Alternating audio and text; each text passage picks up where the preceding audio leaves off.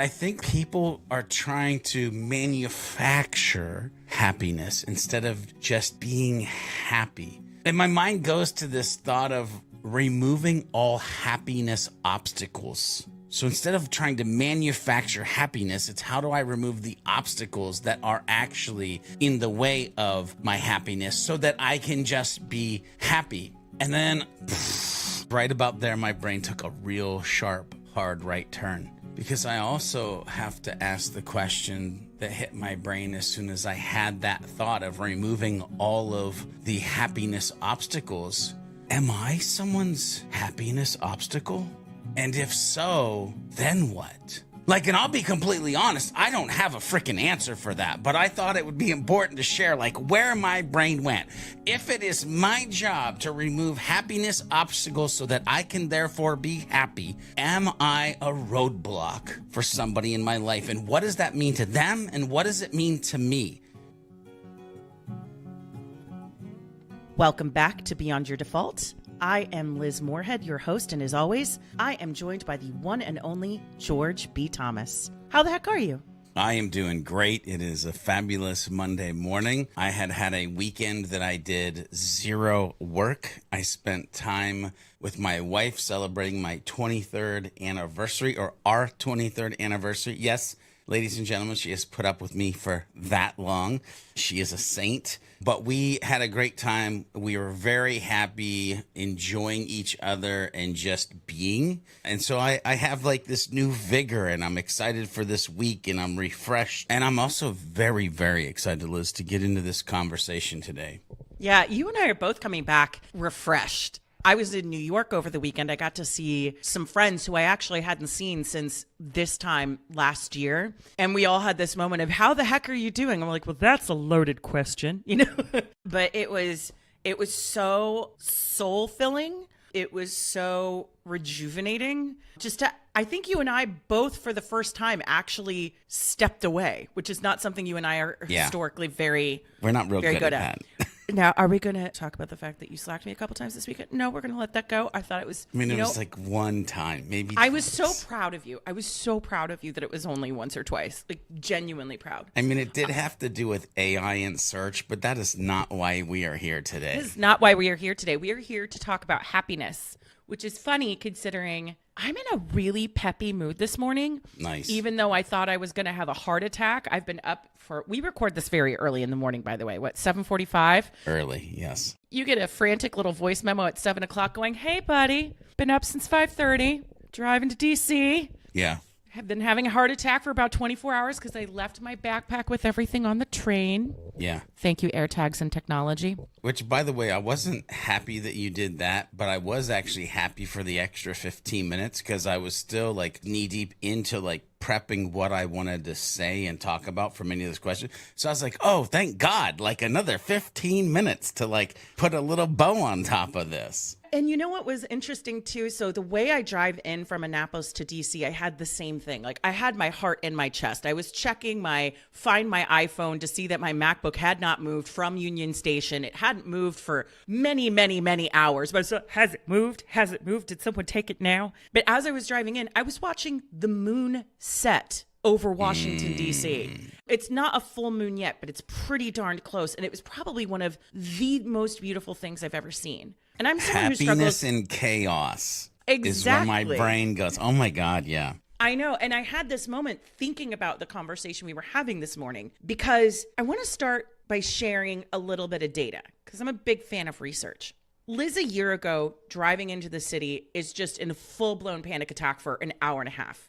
Even though all of the data and facts showed me that everything was going to be fine and I was going to be fine, I would struggle to just find happiness in any way, any sort of positivity. So I decided actually to look up a search term that I will admit to the listeners that I looked up at least 10 times last summer, which is how to just be happy. Is there a project plan? Is there a Gantt chart? Is there a set of tabbed spreadsheets that I can implement as an independent self-starter? I didn't find any. But what is interesting is how much that search term volume has doubled, tripled, and quadrupled in the past 5 to 6 years. To be fair, not terribly surprised by that. I don't think a lot of us are, given some of the global, quote unquote, unprecedented events we've all been experiencing. But as I started digging down the data rabbit hole, are we okay? Because in 2022, CNN reported new Gallup poll data that showed happiness among Americans had hit record lows. And then I thought maybe that was just like 2 years ago. That was still on the heels of the pandemic. There had been a lot of promise and disillusionment around vaccines and the world reopening. But just this past week, data, by the way, we would not have had if we had originally done this podcast, by the way, when we had intended to. Yeah. Because it just came out like, funny? I think, I know, just Tuesday or Wednesday. And yes, it's funny. You and I, big believers in coincidences. Mm-hmm. Yeah. Wow. For the first time ever, the United States did not crack the top 20 happiest countries in the world. And again, why? A lot of reasons. In addition to what we're experiencing as individuals in our own lives, we've got global events. We've got long tail consequences still of the coronavirus pandemic, a lack of optimism about the future, increased polarization in politics. And this is also something I didn't even think of, but of course this is where we ended up. There is a marked rise in loneliness, particularly among younger generations, because they have grown up in more remote education and work environments. One of the things I love about this show, to set the tone for what we're about to talk about today, is our willingness to explore the gray and acknowledge the realities of how challenging all aspects of living a life beyond your default really means. For example, in the past, we've talked about the fact that, yes, it is a choice to embrace a victor mentality in your own life, rather than giving into the easy and insidious comfort of feeling like life is happening to you. On the other hand, we've acknowledged previously multiple times that the growth mindset community has a massive problem with toxic positivity, wherein many of us are encouraged to dismiss or simply, quote, rise above complex negative emotions when we are entitled to experience and process those emotions in a way that makes sense for us. So today we are talking about happiness, but you're not going to find any false platitudes or dismissive sentiments. Instead, George, are you ready to dive deep into Beyond Your Default tool? I'm ready to rock and roll. Yeah? All right. So let's dig in. Let's start talking about happiness. First question. Did the data about Americans decreasing happiness surprise you? I'll answer that. But Liz, I'd be remiss if I didn't kind of recap where my brain went with your intro piece. And that is that people are searching Google for an answer that Google can't give them. People are searching for an answer to a question that many times they can't give themselves, or they wouldn't be searching it on Google. Now, I'll get back to that, but my answer to you is, it's interesting where my brain went, because my answer to you is, no, this data did not surprise me. But the fact that the question we are asking is pointed to America's happiness actually surprised me. The research that we dove into, you gave me a couple links as you always do, felt very media focused. And almost like it was political communication. And I'm very cautious of that. When I see a Fox or a CNN, or I would list them all out, by the way, because I'm not literally saying that I watch one or the other. But as I dove into this, I'm like, why is this news channel pages that we're looking at? And so that's where we might want to start, to be honest, or at least circle back around in this episode onto a little piece of that I'm packing. But you see, the thing is, listeners, you need to know what you consider happiness. You have to know the scale in which to then measure that thing that you're actually calling happiness.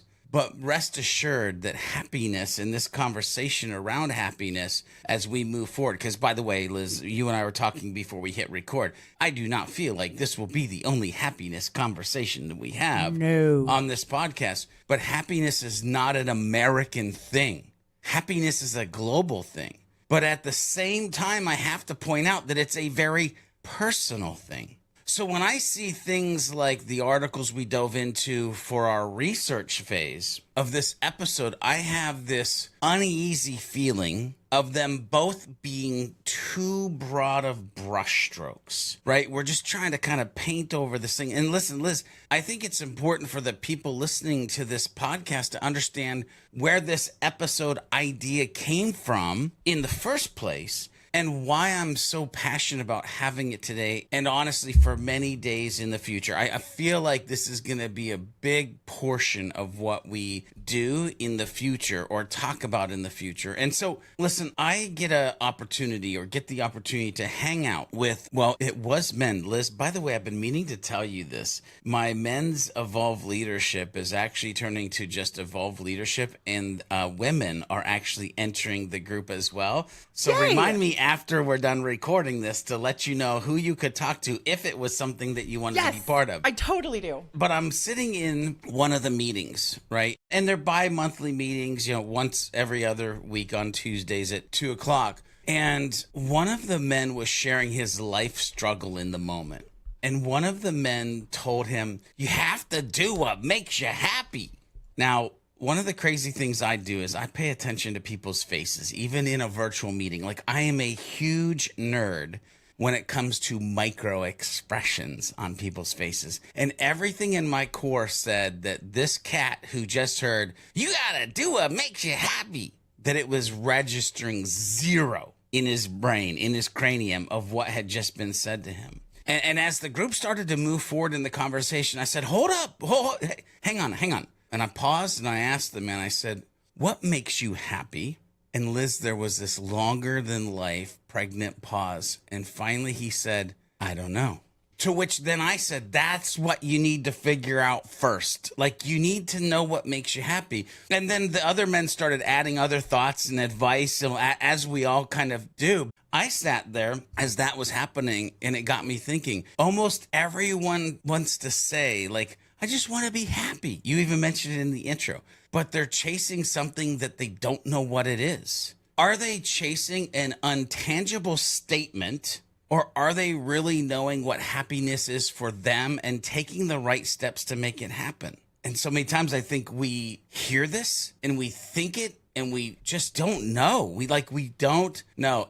I don't think happiness is a broad brushstroke. I think that it's an intimate journey that you have to understand and be on. And let's look at the fact again that this is global, which I can't wait to dive into in the future, not an American problem. Because sure, while we might not be in the top 20, gone, kind of smacks me in the face. Not surprising, though. I want us to know that it's global because I think there's two things. We as Americans can learn from these places that are happier. I'm using air quotes, by the way, or that are happy. We can learn from them and modify our lives as needed. Or at a bare minimum, start to understand what others are calling happiness. If we're in that camp of, I don't know. So there's a whole thing. Did the stats surprise me? No. Did I freakishly feel like we might be headed down the wrong direction for the conversation that was in my brain based on where this came from? Yeah, I was a little worried. Now, I don't think we'll go off the rails, but I just want the listeners to know that when Liz and I sit here and we have this conversation, Budapest, we see you. Australia, we see you. Japan, we are trying to come at this at a individual human but global conversation of what the frick do we even mean when we say, I just want to be happy. Do you know what my favorite thing to do is, George? What? Is to make you a little bit anxious with the little research grenades that I throw at you, as if I'm not intentionally trying to. You'd think you'd know by now. We've been doing this for almost a year. I don't know if my brain works that way. We're just going to. Oh, yeah. It was she just pulled the pin and threw it over the fence. And I'm like, oh, my God. I know, with a little cute Slack message, hey, we're all set for tomorrow. Yeah. And I was like, are we? We are 100%, because the context that you just provided, I think, is critically important for two reasons. One, this is a global conversation. And I loved the points you were making there about us learning from each other. not only from the countries that are happier, but maybe the ones who are also in the same boat we are. I think that sometimes there are two things that can happen. One, sensationalist headlines happening at news organizations that publish 24-hour sensationalist headlines, right? There's that. The data is sound, but it does create this echo chamber of everything is terrible, even if the data is sound. I think the other thing, too, that we need to be aware of, which you alluded to, is that I think sometimes there is this idea of American exceptionalism where we forget that we are a part of a global community. I think sometimes that is very easy to forget. I saw something on, I'll admit, TikTok, but it was something that was fascinating. A European was visiting family, extended family that they had in the United States. And they made a TikTok for other people in Europe to say, hey, I have a better understanding about why Americans don't leave America often when they go on vacation. Apparently, this is something that other countries around the world think is strange. And they said, you have no concept of how big the United States is. I can, in 45 minutes, be in Germany, Switzerland, Spain, France, Scotland, Ireland, all of these different cultures and countries. And in 45 minutes, you can still be in the same state and hours away from ever escaping said state. Yeah, I drove for 3.5 hours and was still in North Carolina this weekend. Yeah, and I think that's something we forget as Americans is that we live in a country that is geographically huge and isolated, which can make us not lose perspective of the fact that this is a global conversation, which is why I kept digging for data. Happiness is not an American-specific discussion. Now, George, I want to look to you specifically for a moment, however. Yeah. Have you ever struggled with happiness in your own life for whatever reason? And do you consider yourself happy now? I mean, that's like asking me if I breathe. Do you breathe? Yep, sure do. Like, I struggle with this all the time because probably multiple reasons, but I'll say one, I'm a human, and two, because I lose sight of the target. But historically, I didn't even have a target, right? Which I think is why I tied so much into what this person in the meeting said when he said, I don't know. I was like, whoo, brother, been there, done that. Here's the thing. By not having a target and by forgetting my target, because I am human, the worst thing is that I let the world take me for a ride.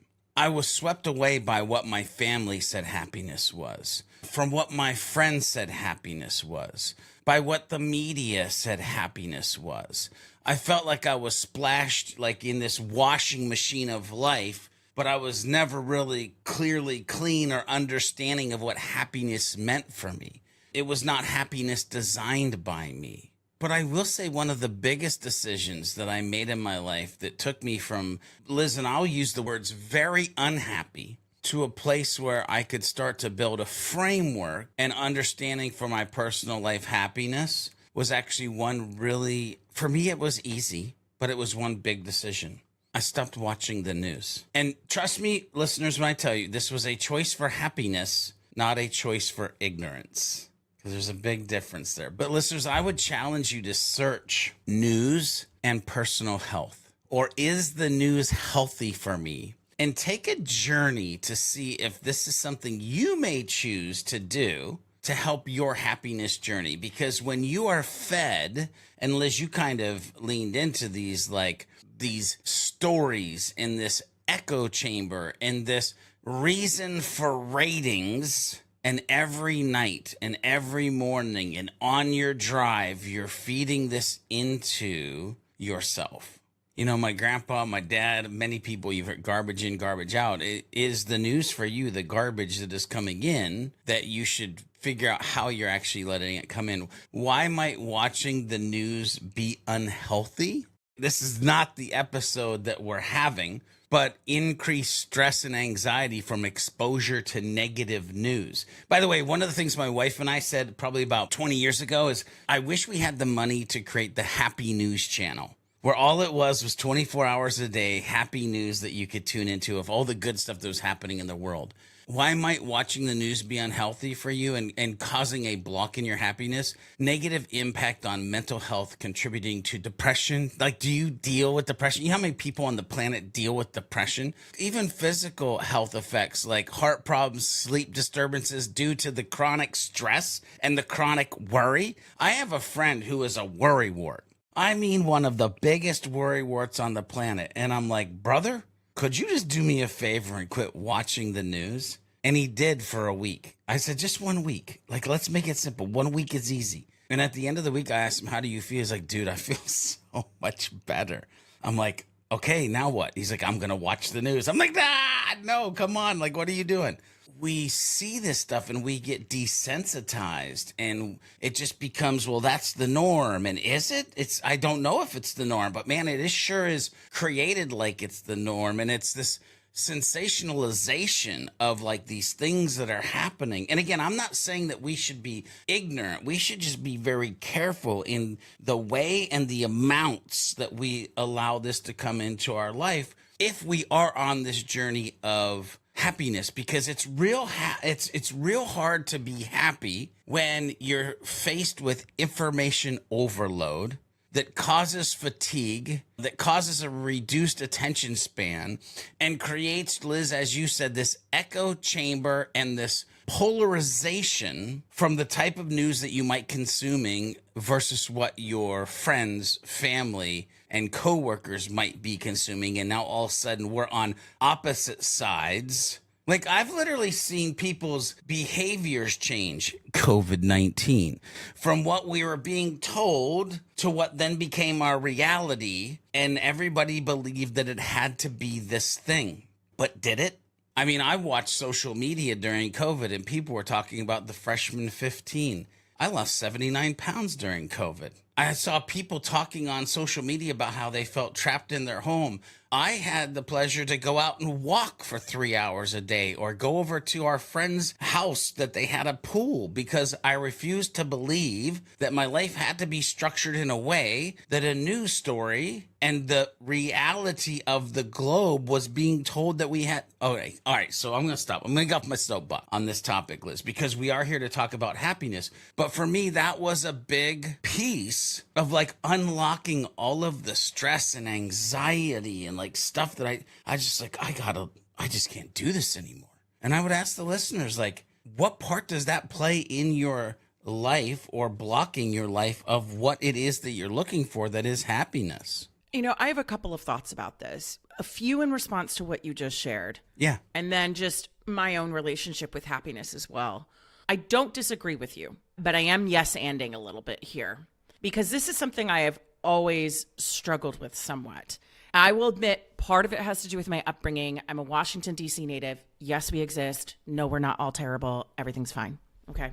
I have been very blessed in my life, as have you, to know, and related to the earlier part of our conversation, that sometimes we can all get trapped in our own echo chambers, and there's this American exceptionalism ideal without a lot of acknowledgement for other perspectives or other ways of life. And I know that I have friends in my life right now where they consider it a privilege to be able to step away from the news, because what is happening in the world is something that is impacting their daily lives. What I do agree with, however, is that there is this idea of you are what you consume. And we need to be mindful of the fact that many of these news organizations, in fact, most of them, with very few exceptions, are for-profit organizations that are ruled by advertisers. It doesn't matter what side of the political spectrum we're talking about. It does not matter. They are 24/7 media conglomerates that are looking for your eyeballs in an increasingly competitive attention economy. So while I have not taken a step back from the news entirely, because for me personally, I believe an informed electorate is an empowered electorate, and I know you do the same. You still consume news in your way, and I have done the same, and I had similar reactions to it. I will tell you, the thing that actually caused me to step back from the news and reevaluate my relationship with the news and my mental health was something that I don't think you and I have ever talked about this. Oh, boy. 5 of my friends were killed in the Capitol Gazette newsroom shooting in Annapolis. And I don't want anybody to make any assumptions about what my politics are. But let's just say, we know that shootings are an epidemic in this country, and I had partaken in online discourse and in an advocacy kind of way. And then it happened while I was in Connecticut. And at the time I was a writer for the Capital Gazette. I had to turn off my phone because the news organizations were finding me online and trying to contact me through my direct messages to see if I was there.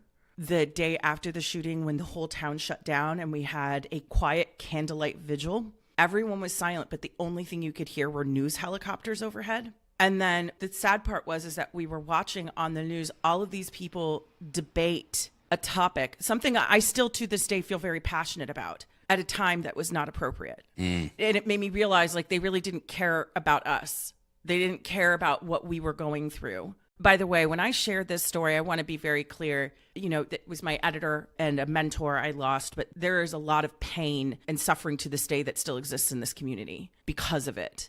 And that really changed kind of my relationship with the news forever, because we were a product. Our town was a product, and I never quite got over. I will never forget that smell of all the candles burning and the feel of the breeze on my face and how silent it was except for the crying and the helicopters. Yeah. So there is a privilege of being able to step away from the news, but I think it is also critically important for you, to your point, George. I think this is a healthy tangent to take because the news has such a dramatic impact on how we perceive and think about happiness and think about the world around us. So what we consume is who we become, whether that's news, whether that's relationships, whether that's people. Now, in terms of my own relationship with happiness, this is something I've struggled with quite a bit in my life.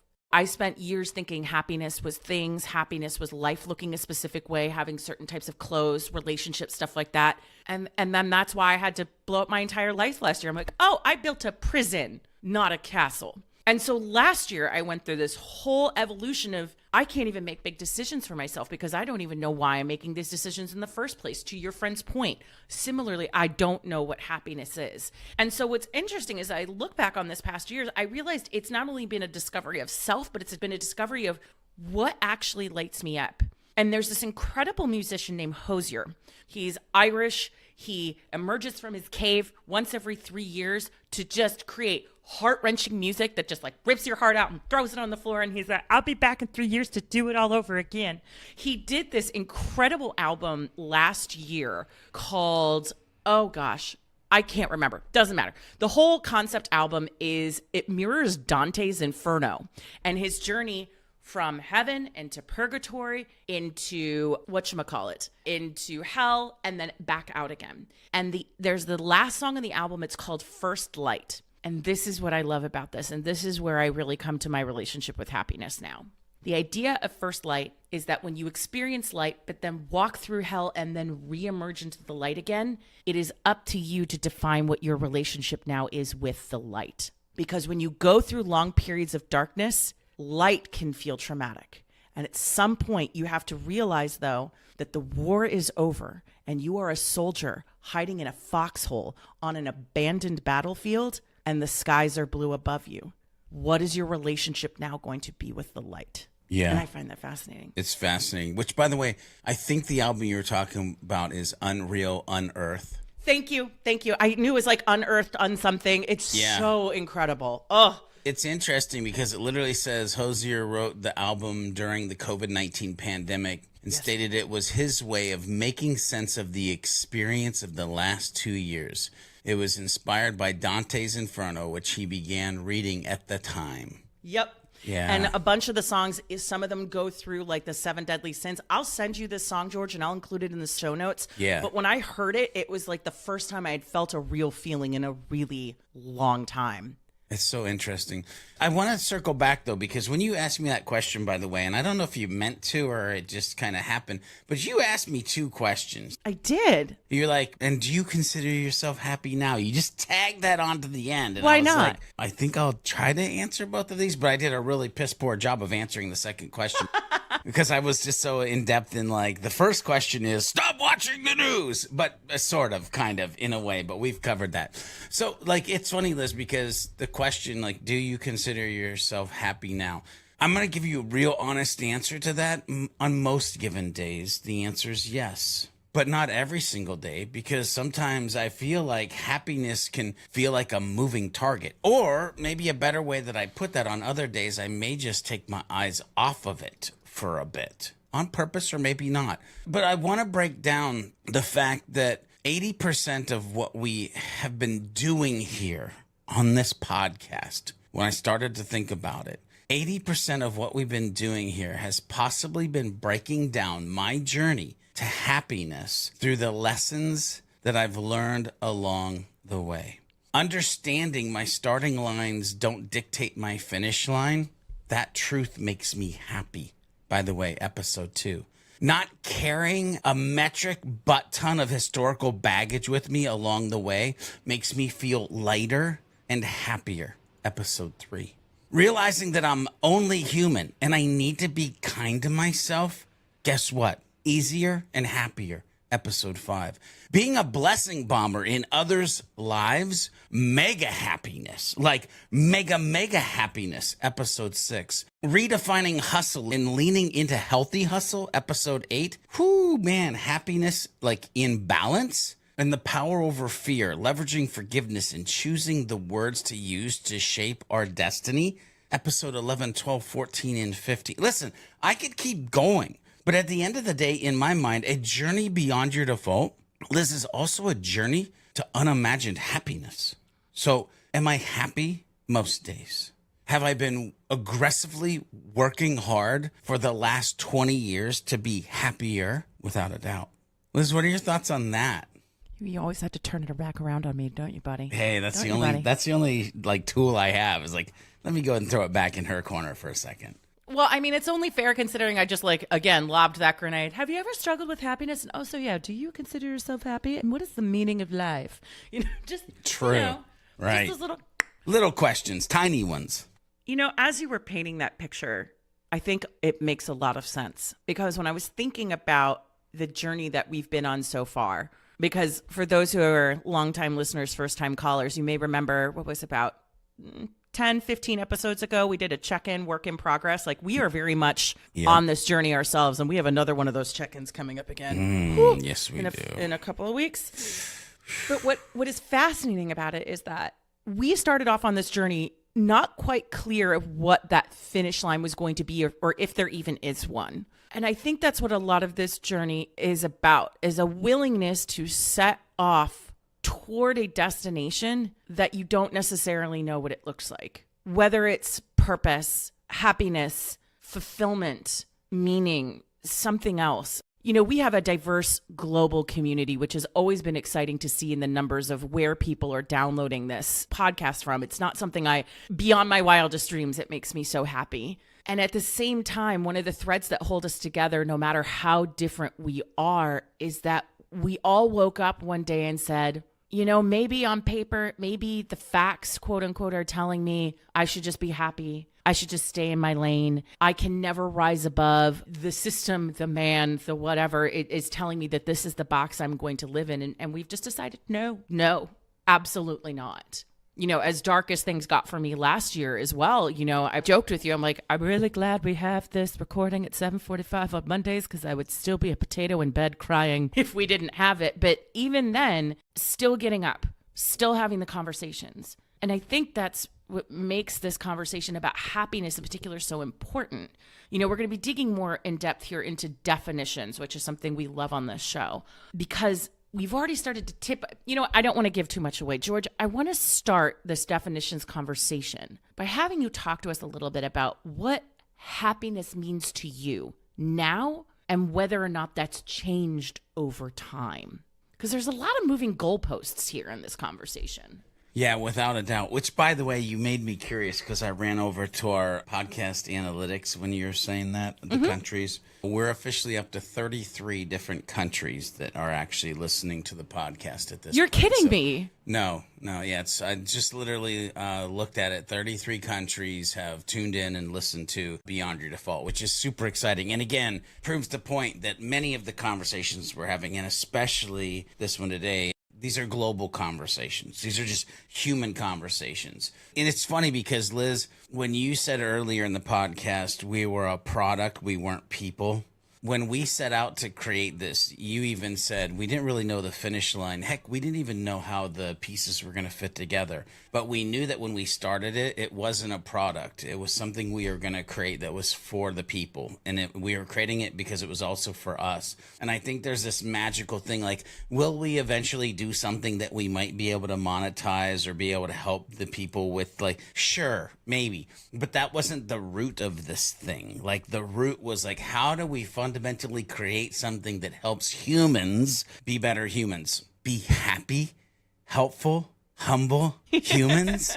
So what does it mean to me, this conversation around happiness? And it's funny because I think it is a funny question that I'd almost like to spin back to the listeners, much like I have the tool to be able to throw it back in your corner. I kind of want to throw this one back into the listener's corner for a second, because as I sit and listen to this conversation, as they sit and listen to this conversation, I want to have a notebook and a pen and a pencil and be jotting notes down. The good thing is I can go back and listen to the recording and do just that. But grab a notepad, a pen, a pencil, an iPad, whatever. And I want you to try to answer 2 questions, like right now. And what I'm going to give you the questions, and I actually want you to pause the episode, answer the 2 questions, and then try hitting the play button to see what happens next. But question number 1 is, I want you to just answer the question, what is happiness? What is it? Just answer that in your words. Then I want you to answer it a secondary way. What is happiness to me? Because see, they're 2 different questions.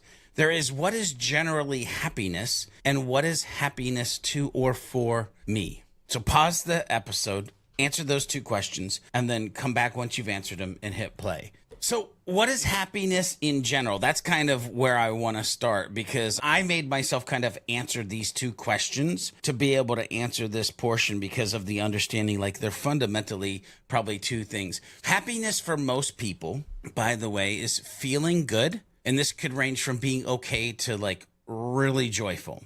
It usually happens when we have good relationships, do things that matter to us, and reach our goals. Even though what makes people happy can be different for everyone, by the way, this is why I lean into that. It's an individual sport. Feeling positive, satisfied with life, and having a reason to get up in the morning are key parts of being happy.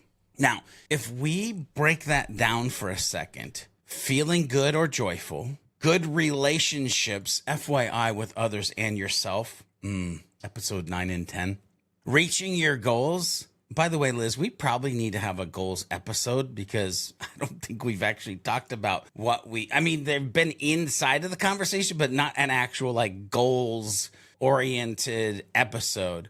Feeling positive, satisfied with life, and having a reason to get up in the morning.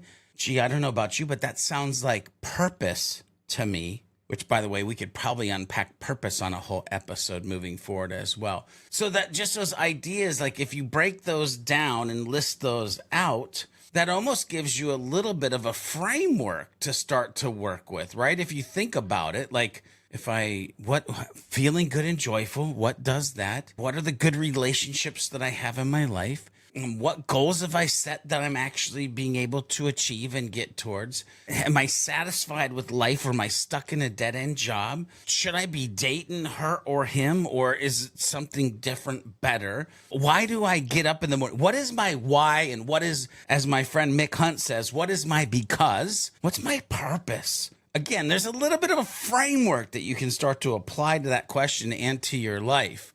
Now, for me, and this is going to get a little weird, maybe. But for me, it's 70 to 80% servanthood and 20 to 30% selfishness. I'm just going to let that kind of sink in for a second. It's 70 to 80% servanthood and 20 to 30% selfishness. But it's 100% of this happiness is designed and deployed for the purpose I feel like, or purposes I feel like I've been put on this planet to achieve. Now, this has not always been true, but it's where I'm at today. So what do I mean by the 80% servanthood? My purpose in life, if you will.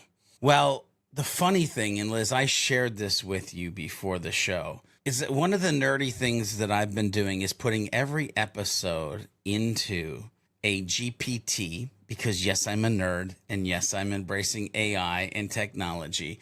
We love that about you. Never change. But I put all of the episodes that we have done, and I was curious if what I believed to be true and what we were creating and putting out to the world would match. And amazingly, I was like, oh my gosh. So here's the thing. When I say the 80% servanthood, my purposes in life, if you will, growing and getting better. I believe in pushing myself. I believe in pushing you, the listeners, to be the best I can be, to be the best you can be, both personally and professionally. I teach about being positive, staying mindful, bouncing back from tough times, and setting clear personal limits to help people grow, because that's the shit that I've had to go through in life. That's the things that I've had to deploy. Those are the lessons that I've had to learn. I'm all about sharing and helping. The baseline of this podcast is we use my life stories and Liz's life stories to inspire you, the listeners. We talk about struggles and how we overcame them or how we're trying to overcome them in the moment. I try to offer guidance and support along the way. It's all about learning something and then teaching that thing. I love to teach in a way that's easy for humans to understand. I want to give you, the listeners, the tools and knowledge that you need to improve your life. Again, a journey beyond your default. And a byproduct of this, by the way, in my professional life and in my personal life, it ends up leading into creating community. And I think that it's important to build a place where people feel supported and connected, where people feel like they're seen. And I want everybody to feel like they belong and can grow together. And this one just cut me to the core because I was like, oh my God, like, wow. I believe in being true to yourself. I've tried to encourage myself. Liz has encouraged me on this one. When are you going to show up as a whole ass human? But we try to encourage people to be genuine and true to themselves. We believe that understanding and accepting who you are is key. I'm going to say that again for the people in the back row. Understanding and accepting who you are is key to a happy and fulfilling life. So Liz, that's kind of like the general and then me specifically. And it's funny because I felt like when I said that 80% servanthood, 20% selfish, that somebody might go, well, what's the selfish side? I made a face. That person was me. Hi. Yeah, but it's because I had to tie into something that you kind of punched me in the throat about when we were on another episode where we were talking about self-care. And I leaned in, I said, oh, well, I kind of have to be selfish with my time to go on my walks or my time to meditate or my time to do devotions. Because if I'm not selfish in the positive things that I need to put in my life, then life will steal the time that I should be implementing those in. And if I want to serve other people and I want to help other people be happy, then I have to take those times to do the things that make me happy, make me feel loved, make me feel whole. And so there is this little bit of thing that's playing around in my brain of like, there is a positive selfishness that we may have to have this little bucket that we keep making sure that we're filling. So that's the 80-20 or 70-30 servanthood and selfishness. What about you, Liz? Jesus, George. Happiness is a really good snack. There you go. Good God. No, I was sitting here thinking about it because I'm sure you saw me pick up my pen as soon as you're like, we have homework. There are 2 questions. You know, what is happiness and what is happiness to me? I'll be perfectly honest, it's something I'm still figuring out. You know, Yep. I spent, 41 years programming myself into a life hole with completely warped senses of what happiness actually meant, what success actually looked like. A lot of that rooted in the fact that I had been programmed to believe and then allowed myself to believe and seek evidence of that the people around me were expecting me to fail and waiting for me to fail. And it was only just recently, if we want to be super honest, probably only in the past 2 to 3 months, I've realized, oh, actually the community I've built, the people who are in my life now, and that includes you, they're actually waiting for me to succeed because they know I can succeed and they're rooting for me to succeed. I know you've been waiting for me to figure that one out. Yes. So that's been the deeper journey I've been on. But when I think about what happiness is, I'm actually really content not to have definitions, which is kind of funny considering I'm a word nerd, because I think my overemphasis on having the spreadsheet, the Gantt chart, the thing you were talking about earlier, right? We're going to Google to ask it a question it cannot answer. Yep. And it's our obsession with having control. It's our obsession with knowing every nook and cranny of something. So I've just been allowing life to kind of surprise me. And over this past weekend, somebody asked me, what does the best version of your life look like? What does it look like? And I couldn't give a lot of specifics, but there were two words that came to mind. I said, I want to be able to breathe and I want to be able to actually belong. And other than that, for right now, that's good enough. And I'm just allowing myself to find happiness in watching the moon rise over the Washington, D.C. skyline as I'm frantically driving my Jeep to Union Station to retrieve my backpack that I left on an Amtrak train yesterday. Or those moments when I share jokes over coffee at the local coffee shop that I can now walk to.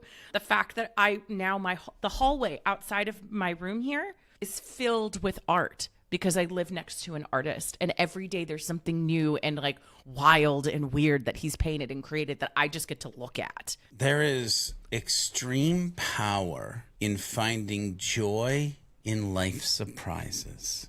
Like this ability to, and again, less control, more flow, more water, less wall, but then to be able to find joy in what once was maybe life's chaos. But when chaos becomes surprises. It's beautiful. Now, I already know your answer to the next question because we've already started talking about this a bit. Do you think there is a universal definition for happiness? Well, I don't think that there's a universal definition for happiness. Yeah, no, I'm just going to say no. No. Like, I mean, I'm trying to how could I extrapolate this? No, I think it's different for everyone. And I believe that everyone needs to take the time to figure out what their happiness roadmap is. Liz, it's interesting because with this question, by the way, it was almost like, is she trying to set me up? What is going on? Like, you with never this know with question, me. Yeah, I never do know actually. But with this question, like you put this, here's an interesting quote, and I'm like, okay, why is there a quote with a question? Again, do I think there's a universal definition for happiness? No. Then I look at this interesting quote that says, "You will never be happy if you continue to search for what happiness consists of. You will never live if you are looking for the meaning of life." And it's Albert Camus. I believe I said that last name right. I think it's Camus. I don't remember. Camus, potato, whichever, whatever. But the idea is the quote is what is important. But it's funny because I think there's a lot of just being instead of doing or creating happiness. And that's the thing, right? I think like people are trying to manufacture happiness instead of just being happy. And my mind goes to this thought of removing all happiness obstacles. So instead of trying to manufacture happiness, it's how do I remove the obstacles that are actually in the way of my happiness so that I can just be happy. And then, Liz, right about there, my brain took a real sharp, hard right turn. Because I also have to ask the question that hit my brain as soon as I had that thought of removing all of the happiness obstacles. Am I someone's happiness obstacle? And if so, then what? Like, and I'll be completely honest, I don't have a freaking answer for that, but I thought it would be important to share, like, where my brain went. If it is my job to remove happiness obstacles so that I can therefore be happy, am I a roadblock for somebody in my life? And what does that mean to them? And what does it mean to me? Maybe that's a question we should ask ourselves more throughout life, but I'm literally sharing with you, the listeners, and you, Liz, that my brain asked the question that I do not yet have an answer for. But my gut, my heart, my soul tells me that it is a real important question to focus on. One, I will acknowledge and accept and thank you for the distinguished honor of basically calling me an emotional terrorist when I create questions. I'd like to thank all the little people I've stomped on to get to this moment in time. Wasn't my intent to lead you there. I like to set you up for things. Basically, I just like to set the conditions to break your brain because that's when the good stuff comes out. Yeah. Like that. That is a fascinating question because it takes me back to last week. I am currently going through an experience where, when you live a life where you are picking things and doing things because you think it's going to make you happy and you're much more superficially motivated, you don't spend a lot of time thinking about potentially how your actions impact others.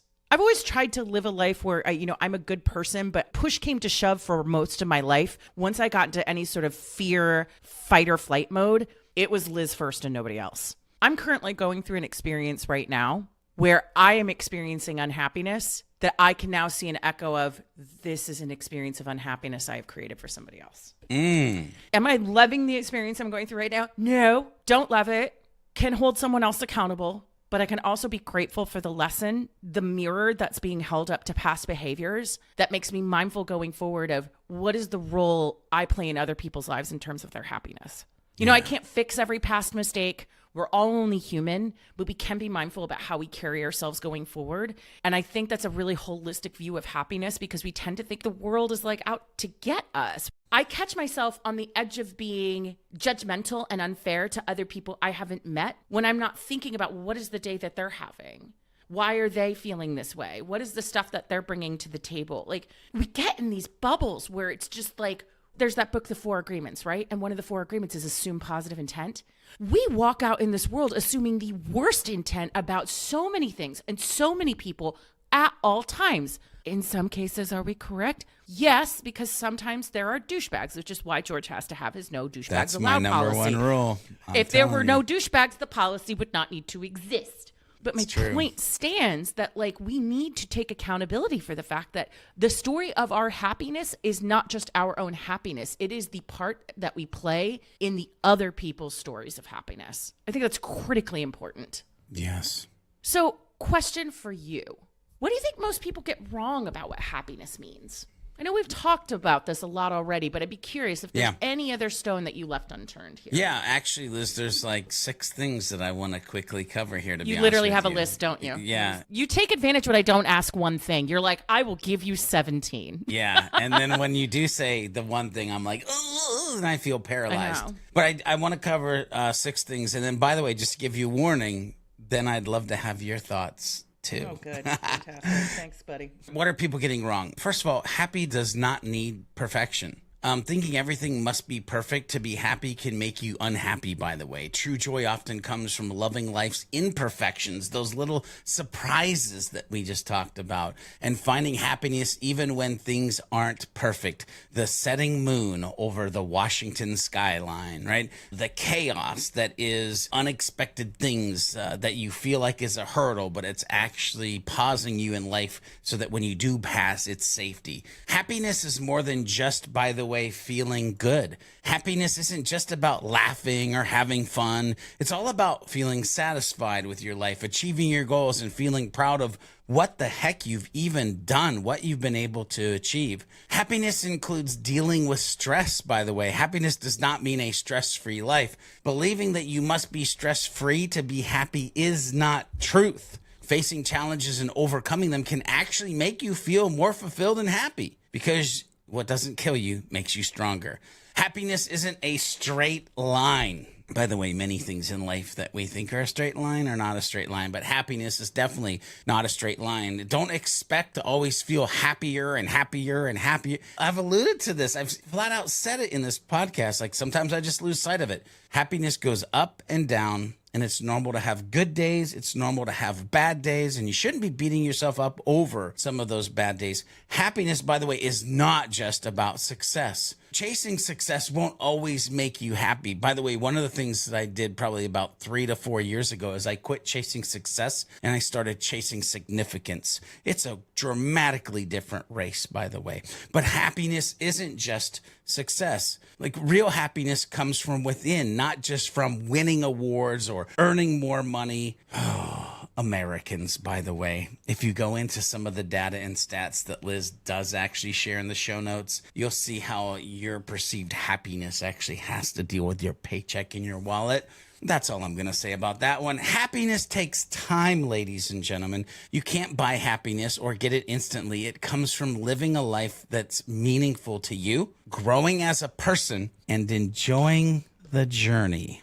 Liz, what are your thoughts on those things? Mine is pretty simple. A lot of things in life are a choice. And we've talked in many episodes about choices that we make. Choice to be a victor, the choice to pursue growth, the choice to do a lot of things. And there's always a fine line in those conversations, right? There's always that toxic slant that growth mindset communities can take. Just be a victor. It doesn't matter if you are, the victim of true crimes. It doesn't matter. No. What I will say that I find very frustrating, and again, I'm just going to point to our toxic positivity episode. Certain aspects of how you think about happiness and define happiness are choices. Certain aspects of your personal happiness will come down to choices. But anybody who looks at you when you are having a tough time or actually experiencing something and says, your happiness is a choice. No, it isn't. It is not. Something we do a good job of already of being mindful of is I'm a big proponent of therapy. I'm a big proponent of acknowledging if you have childhood traumas or traumas you've experienced about your life, honoring those experiences, often with the help of a licensed and credentialed professional. Happiness isn't a light switch. There is a relationship that I think a lot of times think about your relationship with happiness as a literal relationship where you need to go to couples counseling. Get back on the same terms, make sure you're wanting the same things. How are you defining happiness? What is your relationship with happiness? What does it look like? Like I have basically been rehabilitating my relationship with happiness for over a year, and I'm still unwilling to define it for myself because I'm still relearning what that means. So anybody who walks up to you and says that growth mindset bullshit, pardon my French, of happiness is just a choice, buck up, kid, you can choose to be positive. Send them my way and then send them your therapy bills. Also, it is a choice for me to have you pay for my therapy then if happiness is such a freaking choice. So that's my one thing. That is my feeling about it. Because I think we are autonomous creatures and we do have choices when it comes to mindset. But this idea that happiness is just like, oh, it's a thing. We just, boop, happy. We could just choose to look at the entire world differently.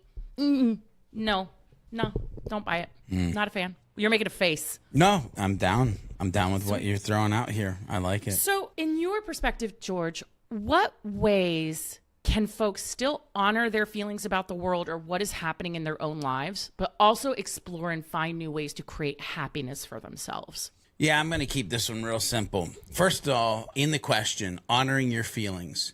Do me a favor and quit shoving them in the little black box that you shove them in so that you don't actually give them room to breathe. Don't look at the lessons that you could learn from them and realize that they're your truth. I want to swear so bad at that point, but I'm just I not already going did it to. if you want to do it. Yeah, no, I'm not going to. I'm just freaking look at them. Start to understand them, unpack them. Anyway, quit trying to hide your feelings because it just ends up in a really bad place. So the next part in this question is how can they explore or find ways to be happy, or even it says create happiness in their own lives? So first of all, let's talk about find ways. Well, the easiest way to find something is actually be looking for it. Are you looking for happiness? Again, it goes back to, do you even know what that is? Let's just say this. If you were going on a trip, you would need a map. You would need GPS. Do you have a map and GPS for your happiness, where it lies? Is it a X on a treasure map that you haven't even found the map for yet? So you have to actively be finding it. Now, here's the thing that I get a little ishy about. I don't know if it is something you can manufacture or create. Can you create the things around you that enable it? Yes. Can you create the things around you that actually hinder it? Yes. So my thing is, on this question list, I'm just going to say, unpack your feelings and give them room to breathe, and have your GPS or your treasure map ready, because you know where the buried treasure, aka your happiness factors, actually live in your life. How do you work through your own moments of hopelessness? Yeah, I hate this question. I know. I've been waiting for this question the entire thing. I'm I don't have hopelessness. I don't know why we're asking this question. I mean, I might have had a time in my life, so many years ago, where it felt hopeless, man, I have divorced parents and I'm a high school dropout and I got medically honorably discharged from the Navy and but that was like so many lifetimes ago. And I don't know if it's because I'm so activated in the victor versus victim mentality at this point, or if it is that I have understood the assignment and I have my treasure map and I know where the X is and I know what my happiness factors are. But when I saw this word hopelessness, I was like, nope. Like I, at this point, can say I don't think I have those moments. I don't know if I spend time working through or even focusing on these kind of moments. And maybe it's I don't have these moments of hopelessness because I am so hyper focused on the moments of happiness that create a happier mindset. And what I do want to drill down into at this point is that what I mean by this is it's the micro moments for me. Like, I find happiness in my feet being in the crisp, cool grass. I find happiness sitting at my back table with a coffee and a cigar watching a sermon. I find happiness sitting next to my wife as we're playing blackjack. I find happiness in a nice steak or a warm buttered roll. I find happiness in the sunset and the sunrise. I find happiness in just being able to look over and pet my dog and be like, oh, I love you so much. You're such a good dog. To be able to see my kids and what they're becoming and who they're trying to grow up to be. I hate this question. I don't focus on those moments. I don't know how to answer this question, I think, in a way that gives value if what I have said hasn't given value. Well, I can answer it. Please do, because I feel like I'm doing a crappy job at it. No, I actually like the contrast here because I think what can happen is that you even pointed it out. You've gone through moments of hopelessness in your life. You are not giving the answer you are giving right now because you have never experienced hopelessness, lack of direction, screaming at the universe. It's not that you've had those lack of those moments. There is more time and distance between who you are now and those moments. Yeah. I'm very close to some of mine. So I'll be perfectly honest and say, here's what you need to do. Ask for help. Whether that's professional, whether that's in your community, whether that's friends, family, ask for help. It is not wrong to ask for help. It is not wrong to feel feelings of hopelessness. You and I have talked offline about some of the mental health crises we're seeing in this country specifically. I'm sure there are global echoes of this, but for example, there is a mental health crisis with young men right now. To sit here and hear us say, we have some distance from moments of hopelessness in our lives is not to devalue the fact that some of you may be feeling that. So ask for help.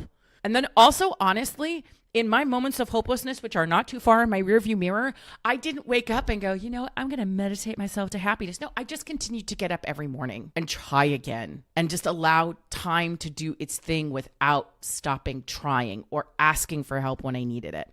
Get help from friends, from families, from licensed professionals, but do not be afraid to ask for help. It is never a crime to ask for help. The strongest people, strength is defined by, yes, doing scary things, but also knowing when to reach out and not do things alone. I have to say this because I don't want anybody to think that the words that came out of my mouth previously are from a place of judgment. How do you have these moments of hopelessness? No. I hope that the listeners hear where I'm at and what I said and my discomfort in the question as hopefully an inspirational moment of oh, you mean I can achieve that in my life? Yes, you can get there. Yes, it is possible. Yes, working through the muck, the mire, as getting help, like Liz says, it can get you to a place where you're just fundamentally a different human being, focused on fundamentally different things and living a life that you just had no clue was even possible. Being a human that you could never envision that you could actually be. And it is so good. I hope no one would take that way either. I found your answer very illuminating. And for those of you, if this happens to be your first episode that you're listening to us, I would encourage you to go back and listen to some of the previous episodes in which George has gone back to those places and shared some of the stories from places well within the default. Yes. Yeah. You've talked about moments where your wife was literally saying, You can't take a meeting right now, you freaking lunatic. You're going to the hospital. You're in because the you've ambulance. worked yourself almost to death. The time that you almost died. Yeah. The Blessing Bombers episode. Yeah. Where you talked about like this seeking purpose. This is about a testament to the journey. And one of the reasons why I love this show is that you and I have a shared vision and we are at very different parts of our journey. Yeah. Very different. Yeah. So, George, as we wrap up this episode, I'd love to hear from you. If you could leave our listeners with one way to challenge themselves about their own relationship with happiness in this coming week, and by asking for our listeners, I'm asking for me, what would it be? I'll answer that. But by the way, if you're listening to this at this point, I commend you because you have spent probably over an hour trying to figure out what happiness is. And that makes me happy that you are invested in yourself enough to give yourself the time to actually unpack where you're headed and what this is going to mean. So, Liz, when I sat down to think about this, I was like, well, what's the fundamental thing? Like, what's the one thing? Because I don't want to get yelled at Liz today about like, well, Liz, I've actually got two things. I just wanted to like drill it down to one. So the number one thing that most of us humans should focus on is practicing, especially around this conversation. Let me put that caveat. With this conversation of happiness, the number one thing most of us humans should focus on is practicing gratitude.